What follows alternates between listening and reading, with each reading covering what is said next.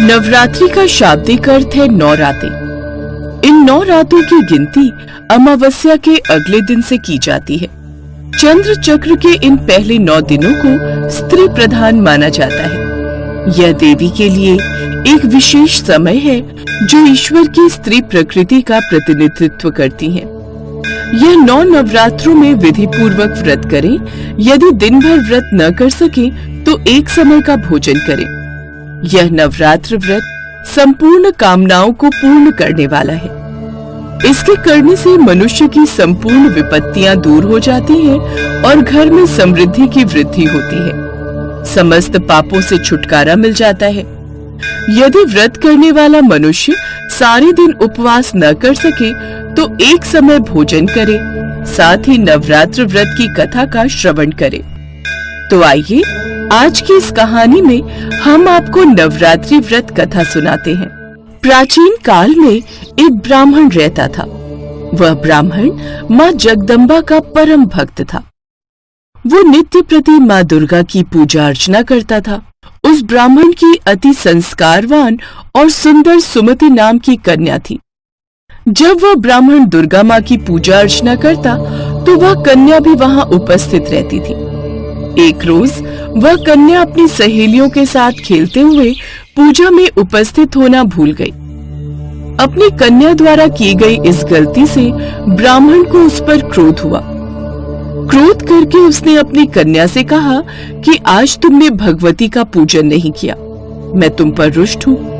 अब मैं तुम्हारा विवाह किसी कुष्ठ रोगी या दरिद्र व्यक्ति से करूंगा।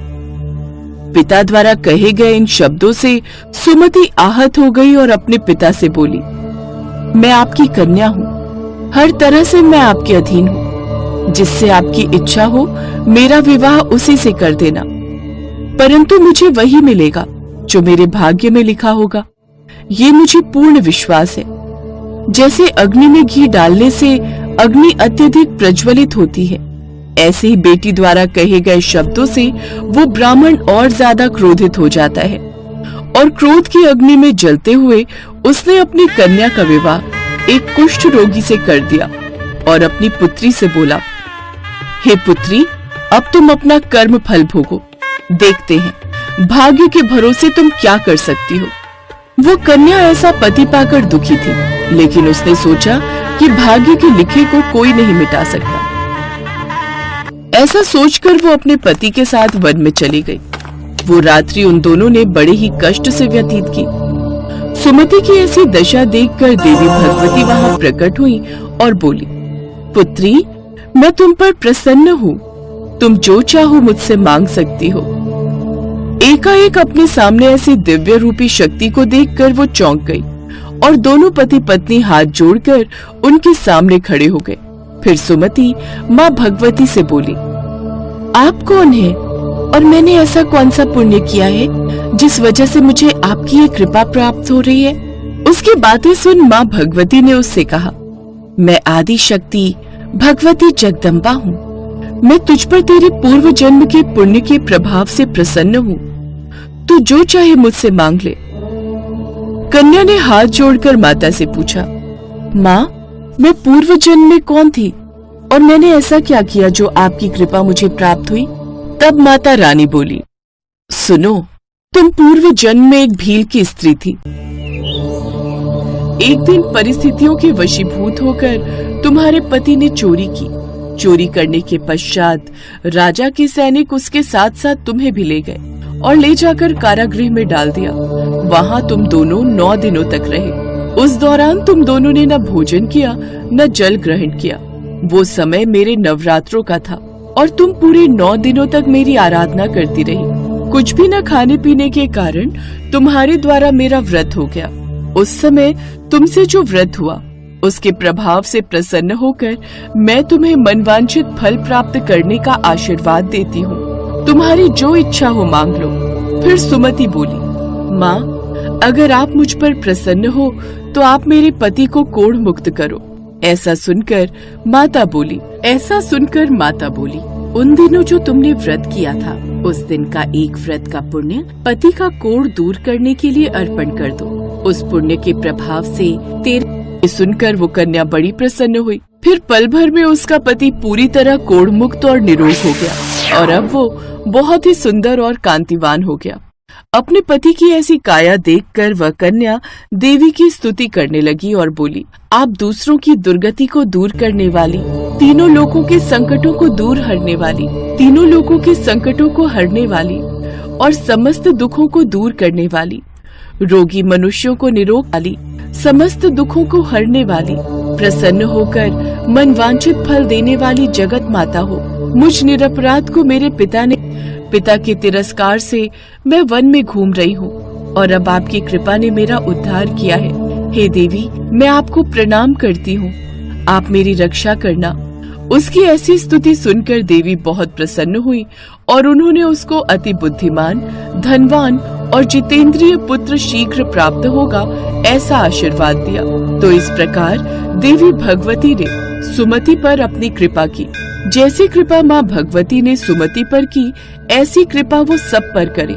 दोस्तों, जो भी इस व्रत को भक्ति पूर्वक करता है वो भौतिक सुखों को भोगकर अंत में मोक्ष को प्राप्त करता है। जय माँ दुर्गा। नवरात्रि पूजा विधि।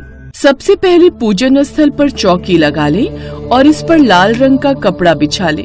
अब इस चौकी पर कुछ अक्षत यानी बिना टूटे चावल रखें और इस पर देवी दुर्गा जी की प्रतिमा या चित्र स्थापित करें। अब एक लोटे या कलश में शुद्ध जल भर लें, इसके अंदर एक सिक्का डालें। अब इसके ऊपर चावल से भरी एक प्लेट रख दें। इस कलश को माता की प्रतिमा के बाएं ओर 9 दिनों के लिए रख दें। इसे आपको रोज स्थापित नहीं करना है। इसके पश्चात आप पूजन स्थल पर गणपति जी की प्रतिमा को विराजमान करें। अगर आपके पास प्रतिमा नहीं है तो सुपारी के रूप में भी बप्पा जी को विराजमान कर सकते हैं। भगवान गणेश और देवी दुर्गा जी पर पुष्प से शुद्ध जल का छिड़काव करें। अगर आप अखंड ज्योत नहीं जला पा रहे हैं तो आप केवल घी का दीपक जला लें। दीप प्रज्वलित करने के बाद गणेश जी, माता रानी, कलश और दीपक को हल्दी कुमकुम का तिलक लगाएं। भगवान गणेश और देवी जी को वस्त्र स्वरूप कलावा या मौली अर्पित करें, साथ ही फूल भी अर्पित करें। माता दुर्गा को श्रृंगार एक लाल चुनरी या लाल वस्त्र अवश्य चढ़ाएं। भोग में बताशे, मिश्री और फल अर्पित कर सकते हैं। हवन के स्थान पर आप एक मिट्टी के पात्र या बड़े दीपक में कपूर जला लें और इसमें लौंग का एक जोड़ा जरूर रख दें। कुछ लोग लौंग के 2 जोड़े भी अग्नि में डालते हैं। यह हवन माता को दिखाएं और पूरे घर में भी दिखाएं। इससे सकारात्मक ऊर्जा आती है। यह 9 दिनों तक रोज जलाएं। फिर अष्टमी या नवमी पर माँ को हलवा पूरी और छोले का भोग लगाएं।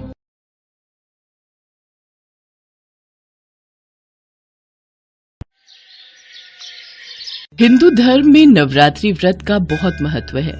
चैत्र नवरात्रि व्रत चैत्र माह यानी कि मार्च और अप्रैल माह के बीच में आते हैं।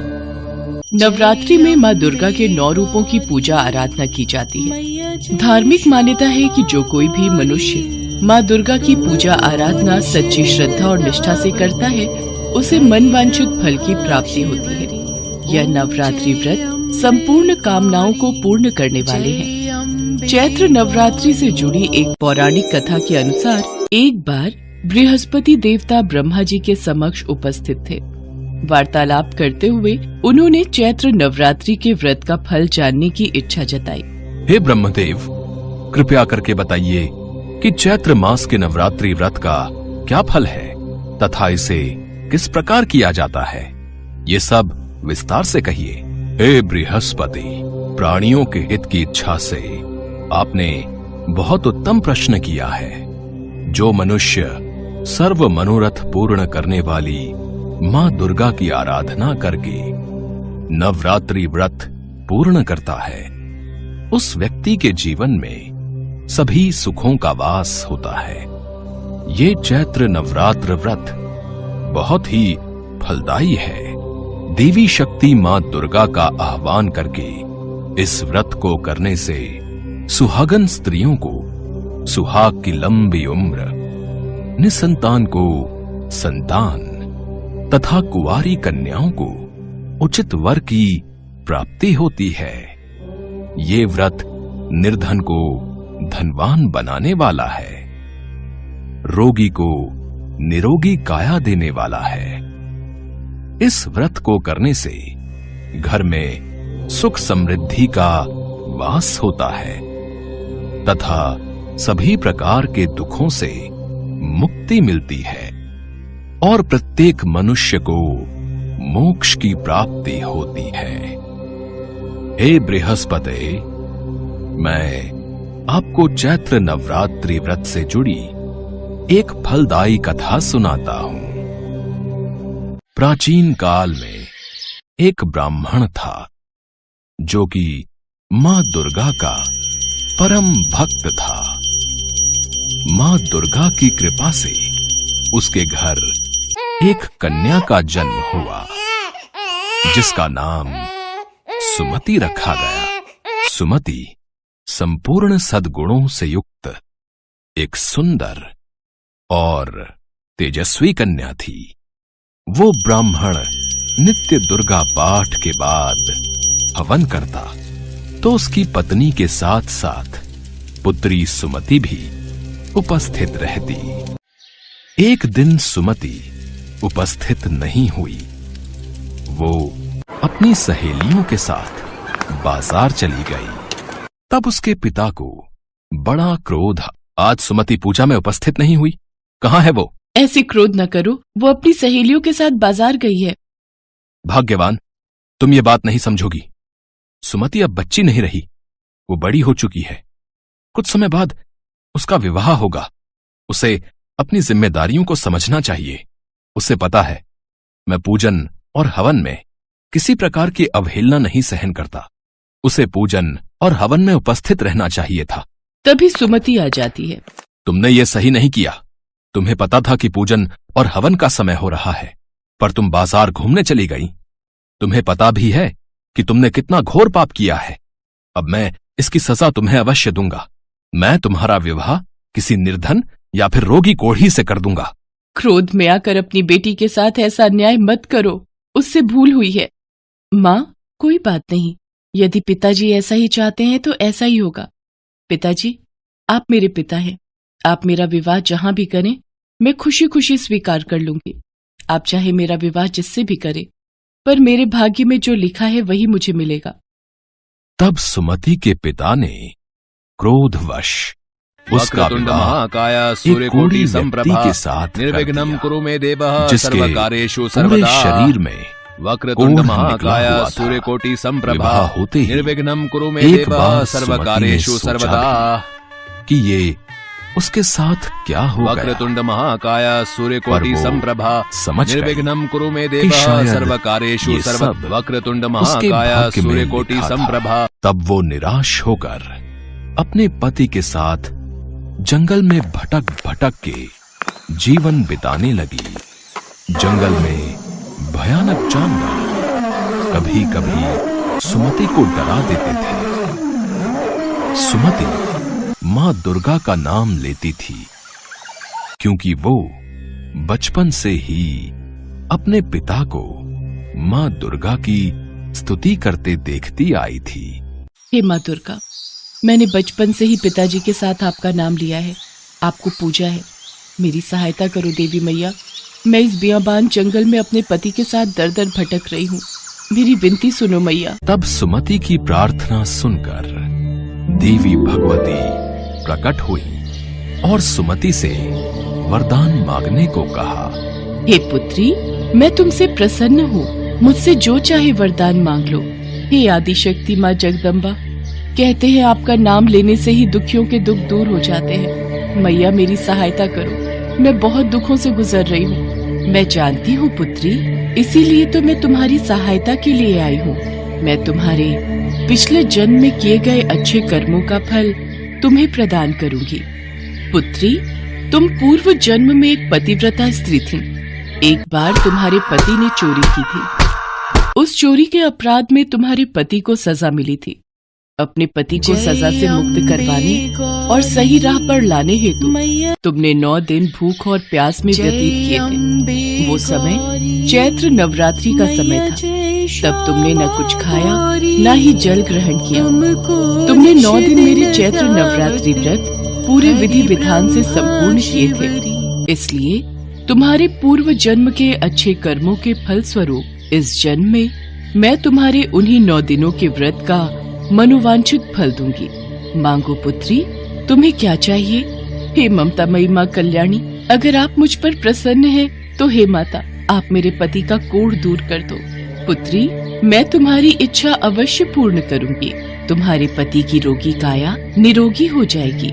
और फिर देवी दुर्गा ने सुमति के पति का कोढ़ दूर कर दिया। सुमति का पति स्वस्थ और निरोगी काया का हो गया। मां दुर्गा ने सुमति को संतान प्राप्ति का वरदान दिया। इतने फलदायी चैत्र नवरात्रि का प्रभाव देखकर सुमति ने मां दुर्गा से विनती की कि वे उसे इस जन्म में भी चैत्र नवरात्रि व्रत रखने और उससे प्राप्त होने वाले विशेष फल का महत्व बताएं। हे मैया, कृपा करके मुझे चैत्र नवरात्रि व्रत पर मिलने वाले फल का विस्तार से वर्णन करें।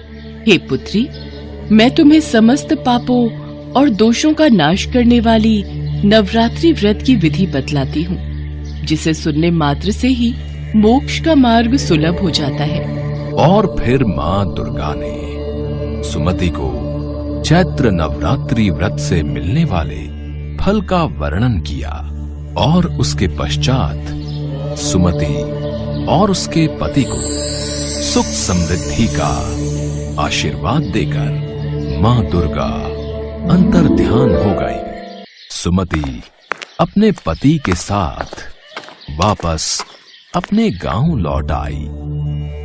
अपनी पुत्री को क्रोध में अपशब्द कहकर पुत्री का विवाह एक कोढ़ी के साथ करने की वजह से ब्राह्मण भी पश्चाताप की अग्नि में जल रहा था। अपनी पुत्री और दामाद को सकुशल लौटा देख वे और उनकी पत्नी बहुत खुश होते हैं। सुमति अपने माता पिता को मां दुर्गा से प्राप्त फल के बारे में बताती है, जिसे सुनकर ब्राह्मण और ब्राह्मणी भी बहुत प्रसन्न होते हैं और वो भी मां दुर्गा को धन्यवाद करते हैं। ब्राह्मण अपनी भूल के लिए मां दुर्गा से क्षमा प्रार्थना करता है। हे बृहस्पति देव, संपूर्ण पापों का नाश करने वाले चैत्र नवरात्रि व्रत जो भी मनुष्य नियम अनुसार पूर्ण करता है, उसके सभी मनोरथ पूर्ण होते हैं। इसमें तनिक भी संदेह नहीं है। इन 9 दिनों में जो कुछ दान आदि दिया जाता है, उसका करोड़ों गुना फल मिलता है। हे बृहस्पति, जो मनुष्य या स्त्री इस व्रत को भक्ति पूर्वक करता है, वो इस लोक में नाना प्रकार के सुखों को भोग कर अंत में मोक्ष की प्राप्ति करता है। हे ब्रह्मदेव, इतने प्रभावशाली और फलदायी चैत्र नवरात्रि व्रत का महत्व सुनाकर आपने इस संपूर्ण सृष्टि को धन्य कर दिया। इसके पश्चात सभी देवता माँ दुर्गा का गुणगान करने लगे। सचमुच माँ दुर्गा के नवरात्रि व्रत इतने फलदायी हैं कि केवल मनुष्य ही नहीं बल्कि देवता भी माँ दुर्गा की स्तुति कर उनका आशीर्वाद प्राप्त करते हैं।